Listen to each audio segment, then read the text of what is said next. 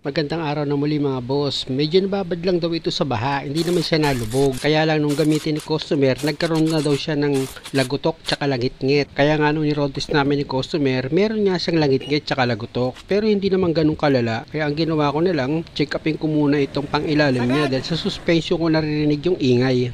Una, gamit itong plier, tinanggal ko itong cutter pin ng tie rod niya, tapos gamit ako ng number 17 na socket wrench, niluwagan ko itong nut niya dito sa tie rod, tapos gamit itong ball hammer, pinalo ko itong steering knuckle niya para bumitaw itong tie rod. After bumitaw itong tie rod dito sa steering knuckle, dito naman ako sa ball joint. Gamit yung plus screw mga boss, tatanggalin ko itong spring clip niya na naglalak dito sa ball joint. Tapos gagamit ako ng combination wrench sa number 19, luluwagan ko itong nut dito sa ball joint. Pag naluwagan nyo na yung nut mga boss, ilipat kayo dito sa kabilang side ng ball joint nyo. Gagamit ka ngayon dyan ng ball hammer. Papaluin mo yung steering knuckle nya para bumitaw itong ball joint. At pag bumitaw na itong ball joint dito sa steering knuckle, tanggalin mo na yung nut nyan. Ayan yung number 19. Tapos itulak mo pababa itong lower arm. At dito sa harapan ng lower arm mo, gagamit ka dyan ng box wrench sa number 19. Luwagan mo yung bolt dyan. Pag naluwagan mo na yung bolt dyan na number 19 mga boss, at sa palagay mo kaya na ng kamay, o luwagan mo na ng kamay mo para mas mabilis mo siyang matanggal. Kaya lang hindi mo yan mabubunot dahil nakaharang yung makina. Kaya ang gagawin mo, i-jack mo yung makina, tapos dito naman sa ibabaw, yung engine support niyan, yung tatlong bolt, luwagan mo lang. Hindi mo kailangan tanggalin yung engine support, yung tatlong bolt lang ang tatanggalin mo. Ayan mga boss, yung unang bolt na tinanggal ko. Number 14 nga pala yung bolt na tatanggalin nyo dyan, ano? At ito na yung pangalawang bolt na natanggal ko. Dito naman ako ngayon sa pangatlo. Ayan na mga boss, yung panghuling tatanggalin kong bolt. Ugain ko itong engine support mga boss ha. Katunayan na wala nang nakakapit dyan. Tapos itong makina naman, i-jack ko yan para umangat siya. Para yung bolt na niluwagan ko kanina is matanggal ko siya.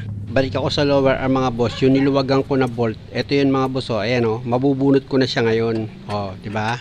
Pasensya na kayo mga boss ha, hindi ko na i-close up. Pero kung ganito yung sasakyan nyo, nakaharang yung oil pan, kaya hindi nyo basta-basta mabubunot yung bolt dito sa lower arm. At dito naman sa likuran ng lower arm mga boss, number 19 naman yung bolt na tatanggalin nyo dyan. Ayan siya oh, number 19 yan. Pero dalawa yan mga boss, yung isa number 17 yung bolt na, pero hindi mo siya tatanggalin, luluwagan mo lang. Para maluwag mong matanggal itong lower arm assembly mo. At dito naman sa harapan ng lower arm mo, sikwatin mo ng plus screw itong lower arm mo para matanggal dito sa housing nya.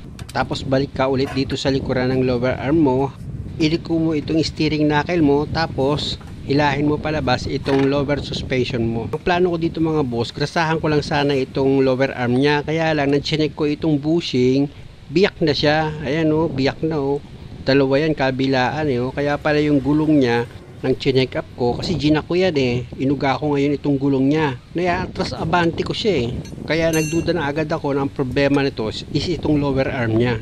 Nagkataon lang nung nabahayan, syempre nababad itong lower arm nya, tapos nung natuyo, nagkaroon talaga siya ng ingay, lagutok pa nga yung narinig ni customer eh. Kaya nga nung ni-road test namin, kahit patag lang, talagang lakas ng lagit-ngit niya eh. Laging ugali ko ng mga boss bago ko ilagay itong lower arm niya, nilalagyan ko ng grasa yung pagkakabitan ko dyan para hindi siya nagkakaroon ng langit-ngit. Pati yung loob mismo ng mga boss ha, yung butas nitong bushing, pinahiran ko ng grasa yan. Pati dito sa harap ng bushing niya mga boss, nilagyan ko rin ng grasa yan.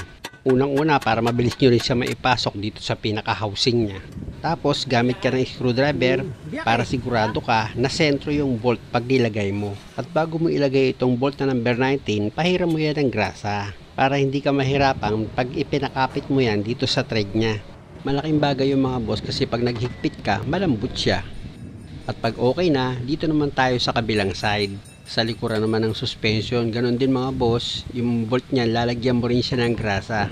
Tapos ipakapit mo ulit yan dito sa thread niya. Para sigurado ka kung impact ang gamit mo, hindi ka makalustred. Balik ako dito sa harapang bushing mga boss, gamit itong box wrench number 19, hihigpitan ko na itong bolt niya. Siguraduhin yung mahigpit yan mga boss ha.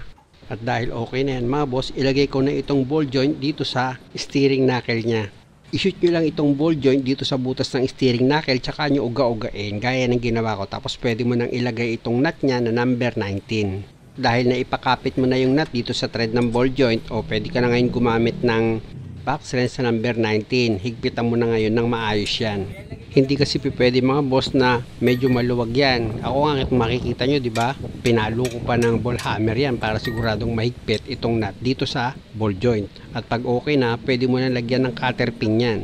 Importante na wag nyo makalimutang maglagay ng cutter pin kasi ayan yung maglalak para wag umikot itong nut dito sa ball joint. I-close up ko itong nut dito sa ball joint, o di ba? Okay na yung pagkakalak niya. O dito naman tayo sa bolt dito sa harapan ng bushing at dito naman sa likuran mga boss, hindi ko pa nahigpitan yan. Pero dito muna ako sa ibabaw ng makina. Ibaba ko ng kaunti itong makina sa pagkaka-jack para may ilagay ko itong 3 bolt dito sa edge support niya. Medyo uga-ugain nyo lang itong makina mga boss, o kaya gamit ka ng plus screw para may isentro mo yung paglagay mo ng 3 bolt dito sa engine support.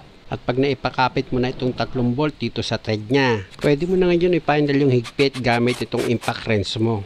Ganon din mga boss, siguraduhin yung maayos yung pagkakahigpit nyo dito sa 3 bolt sa engine support. At pag okay na, balik ka ulit dito sa ilalim ng sasakyan mo. Final mo na yung higpit dito sa likuran ng lower arm mo, yung number 19 na bolt.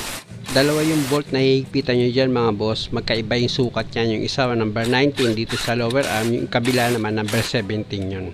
Medyo napabilis lang yung pag-edit, kaya hindi nyo nakita nagpalit ako ng socket wrench. At dito naman sa harap ka ng lower arm, higpitan nyo na rin yan gamit itong box wrench number 19. Higpitan nyo siya ng maigi mga boss, tapos ito na yung pinakahuli, yung tie rod niya, pwede na natin ilagay yan. Tapos yung nut niya na number 17, ipakapit nyo na, tsaka nyo ngayon siya impakin. Huwag nyo kalimutang ilagay itong cutter pin niya mga boss ha. Ayan yung nilalagay ko. Ayan yung lock para wag umikot itong nut. At pag okay na yan, pwede na nating ilagay itong gulong niya. Sa pagkabit naman ng mga gulong mga boss, siguraduhin nyo namang maayos yung pagkakahigpit nyo ng mga nut niyan.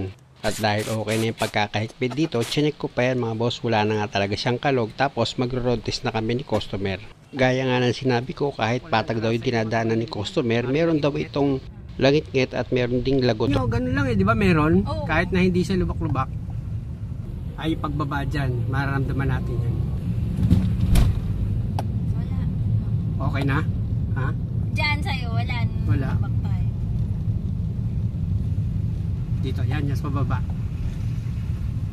Hanggang doon tayo sa ano, dito?